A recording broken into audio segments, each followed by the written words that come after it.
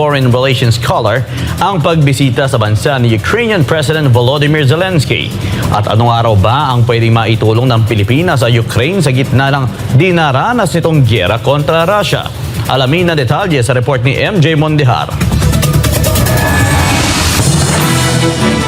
Nasa Pilipinas itong Lunes, Hunyo 4, si Ukrainian President Volodymyr Zelensky para sa isang araw na working visit. Layon daw ng pagbisita ni Zelensky na pagtibayin ang 32 taon ng bilateral relations ng Ukraine at ng Pilipinas. Kasabay nito ay nag-request ang Ukrainian President kay Pangulong Bongbong Marcos na magpadala ng mental health workers sa kanilang bansa. Ngayong taon din ay nakatakdang magbukas ang Ukraine ng embahada nito sa Pilipinas. Dinaan naman sa Real Talk ng foreign relations scholar na si Sas Rogando Sasot ang pagpunta ni Zelensky sa bansa. Ukraine is not our significant trade partner and we are not a significant trade partner of Ukraine. Di ba? Ano yung iti-trade? Anong magiging trade relationship nating dalawa? Which is true wala talaga as in. Ang layo, sobrang layo, sobra talagang layo ng Ukraine sa Pilipinas. So wala tayong pakinabang sa kanila at wala silang pakinabang sa atin. Actually kagabi tinanong ko yan kay PRD. Sabi ko, PRD, ano sabi mo tungkol dun sa pagpunta dito Ukraine? Kung ikaw presidente, payag ka pa doon. Ano mo sabi ni PRD? Negative yun. Ang layo wala talaga Kumbaga, kung titingnan mo yung itsura nilang dalawa, ang layo na Si Bongbong, may itim, si Zelensky, maputi. So, doon pa lang malayo na So, wala talaga tayong interest sa kanila. At wala rin silang interest sa atin. Wala tayong transaksyon sa kanila. Kaya nga wala tayong rito Kaya nga wala silang embahada rito dahil wala tayong transaksyon sa kanila. O maaari sa Russia, meron tayong transaksyon sa kanila. Pero dito sa Ukraine, wala tayong transaksyon dito. Marami sa mga taga-Kingdom Nation galing dito sa Ukraine. Talagang ang gaganda naman talaga nila. Yung isa pa nga sa sa mga nagsasampa ng reklamo kay Pastor Kibuloy, dito pa galing sa Ukraine. So, ang ibig sabihin, wala yun din ang sinasabi ni PRD na wala talagang connect. So, kung ako yan, hindi ako papayag. Bakit? Hindi ako papayag kasi pinaghirapan ko Pinaghirapan ko yung aking relasyon sa mga Chinese. Pinaghirapan ko na makuha yung tiwala ng napakalayong Russia na si Vladimir Putin. Okay kami. So bakit natin tutulungan or bakit tayo magpapakita ng support? Anong klaseng support? Bakit tayo magpapakita ng support doon sa isang tao or sa isang leader na kalaban ng kaibigan natin? So bakit hindi mo lang punta ako dyan sa Pilipinas? Bakit? So, sana kinlara mo hindi pumunta siya sa Pilipinas, may kikain ng tapsilog, paborito daw niya pala yun O hindi ba kaysa kayo dyan na we will always support you. We are behind you sa mga laban mo. Pucha, sabi ko nga sa inyo, nagbabadya na nga yung nagbabadya na nga yung dyan sa South China Sea, yung China na gulpihin tayo naghanap pa tayo ng isa pang kasinlaki din ng China para magalit sa atin. Gusto nyo ba talagang Gusto nyo ba talagang ubusin ang lahat ng mga mabubuting kaibigan natin? At ito makulit yung mga malalaking tao, yung pa yung pinipilit mong asar-asarin. Pag yan napikon, pinagsusuntok ka niya, kawawa ka dyan.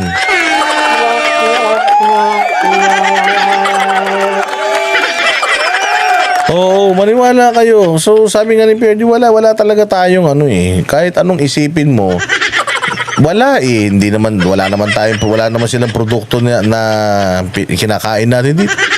Yung mga produkto na binibenta naman natin dito, di naman nila kailan, di naman kumakain kanin mga yan. So, napakahirap. Tapos yun pa yung isa, magpapadala tayo ng mental health workers. Pucha, naubos na yung midwife natin, naubos na yung mga nurses, naubos na yung mga espesyalista. So ngayon, pati ba naman yung mga kababayan natin na nandiyan dyan sa mental institution, aagawan nyo pa ng orderly?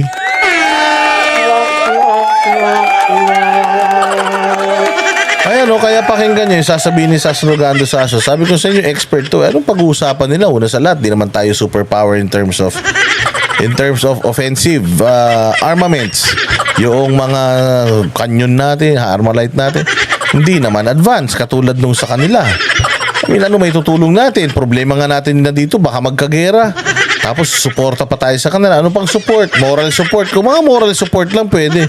Pero kung support na medyo magdedelikado ang Pilipinas, magagalit sa atin both China and Russia, dinadagdagan na natin yung kalaban natin ng isa pang superpower, dinadagdagan pa natin yung inis ng China sa atin.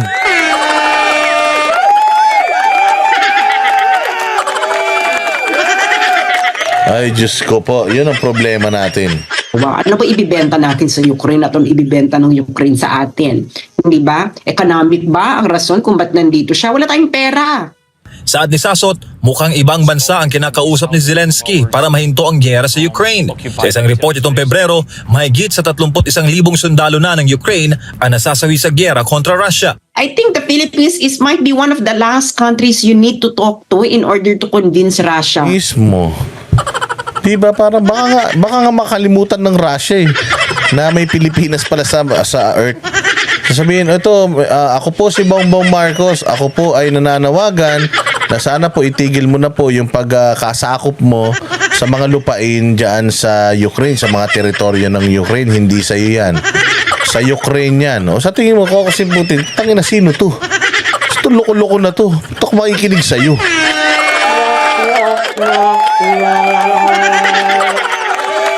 So, maling-mali talaga si Zelensky na humingi siya ng tulong kay President Marcos.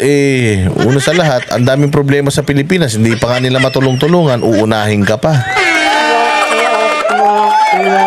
To go back to whatever senses, no? The only country I think na pinagkakatiwalaan na ngayon ng Russia is China.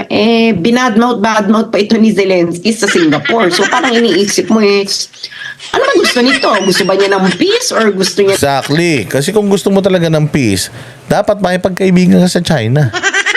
Gusto mo talaga ng peace, may pagkaibigan ka doon sa bumubugbog sa'yo, which is Russia. Anong ginagawa mo dito sa Pilipinas? Anong magagawa ni Bongbong?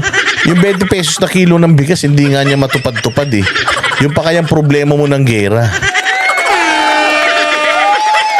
Niya ng kakampi, gusto niya ng kakampi sa kabardagulay niya sa Russia. Inimbita naman ni Zelensky si Marcos Jr. na dumalo sa isang Swiss-organized peace summit sa Ayun, patay tayo dyan. So, inimbita mo yung tao, taxpayers money na naman gagamitin ng mga yan. Wala naman sa schedule nila yan. Ngayon, pupunta na naman sila doon, tapos ang dami-dami na naman nila. Tapos pag nagpunta sila doon, dami-dami na naman nila. So, siyempre, busog na naman yung mga kasamaan yan. Tayo na naman, nagkandakuba na naman tayo magbayad ng buwis. Hindi ba, makakaltasan na naman tayo, malapit na naman sweldo. So, imbis na nananahimik yung mahal naming presidente rito, yung mga issue dito sa Pilipinas yung atupagin, iisipin niya pa yung problema ng may problema. Ang dami-dami niyang problema sa Pilipinas.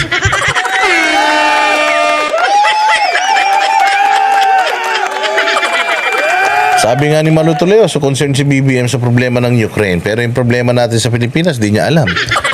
Sana, total naman, Volodymyr Zelensky, kinausap ka na rin naman ito ni Bongbong Marcos at sinuportahan ka na rin naman niya. Di sana tinanong mo na kung may problema siya sa Pilipinas para suportahan mo na rin siya.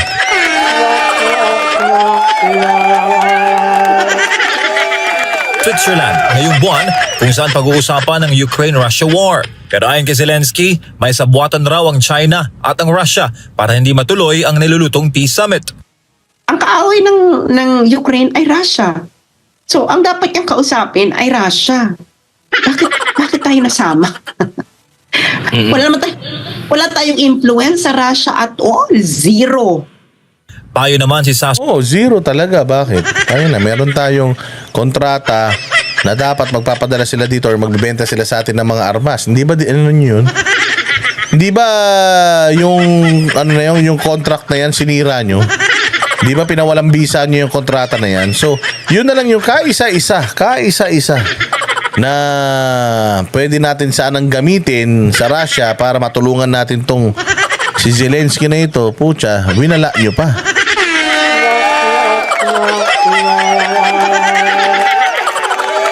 Paktay ka diha. Sobrang paktay ka diha. Sasot na humanap ng mediator ang Ukraine para magipagdialogo sa Russia. Ngayon, itong si President Marcos, ano ba iko-contribute niya dyan? He cannot be a mediator, no? Dahil most of the time, parang wala rin naman siya sa sarili. Hindi nga niya masolve yung problema sa Pilipinas. Tapos magdalagay pa siya ng Ukraine. Ano pa yan? Hindi pa ba sapat ang problema sa Pilipinas? Umaasa naman ito na kontragyera ang nakuhang aral ni Pangulong Marcos Jr. sa Ukrainian President. Aral na Yan din yung sinasabi natin noong nakaraan na sana si President Bongbong Marcos siyempre, mantakin mo ha, isang malakas din to, isa to sa mga superpower sa Europe. Yang Ukraine na yan. Mantakin mo, isang superpower, sobrang wala ng power dahil sa ginawa niyang katarantaduan sa bansa niyan, sa pinasok niyang gera, pumunta sa isang bansa na wala ding power, tapos humingi siya ng tulong. Alam mo yun, parang humingi ka ng pagkain sa taong grasa.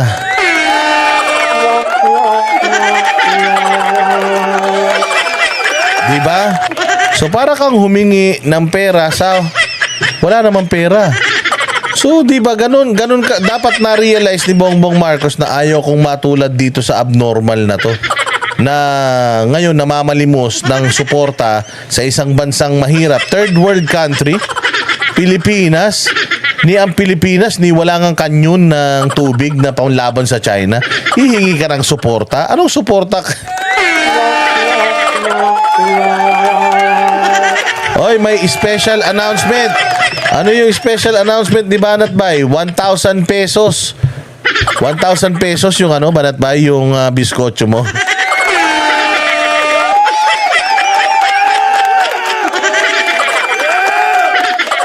Diba? So, sige, antayin natin yung special announcement ni Banat. Pero yun nga yung sinasabi natin na sana ito si Presidente Bongbong Marcos, sana lang po talaga ay hindi kumbaga yung iyong hunger, yung iyong urge and hunger for war, sana hindi na-fuel netong Tolonges na ito. Kasi kung na-inspire ka kay Zelensky sa nangyari sa bansa niya, putragis, delikado tayo dyan. O baka bukas makalawa, wala na. Ay, 6-6 sale na. Oy, may announcement. 6-6. Alam mo si Banat Bay, addict na to sa paglalasada tsaka pag sa Shopee. 6-6 na. Nagmura na ba yung mga gusto natin bilhin dyan, Banat Bay? Sabi ni Garsky, dapat 12 midnight to 2 a.m. mas malaki. Hoy, Garsky, ibay mo si Banat Bay. Alam mo ba, habang nag-show kami sa SM9, Lazada ng Lazada, akala ko nagre-review.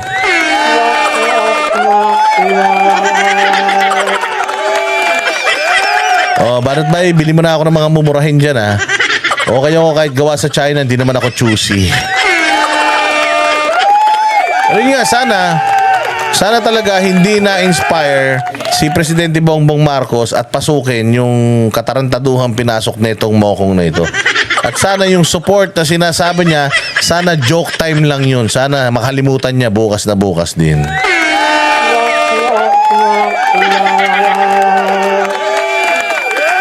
Isilbing babala sa Pangulo ng Pilipinas na huwag kailanman pasukin ang digmaan para solusyonan ang issue ng pinagagawang teritoryo sa West Philippine Sea at iiwas sa maging Ukraine ng Asya, ang minamahal nating Pilipinas. Para sa Diyos. So sana po, mahal naming presidente, sana po talaga ay hindi ka po pumasok sa gera dahil hindi po natin kaya.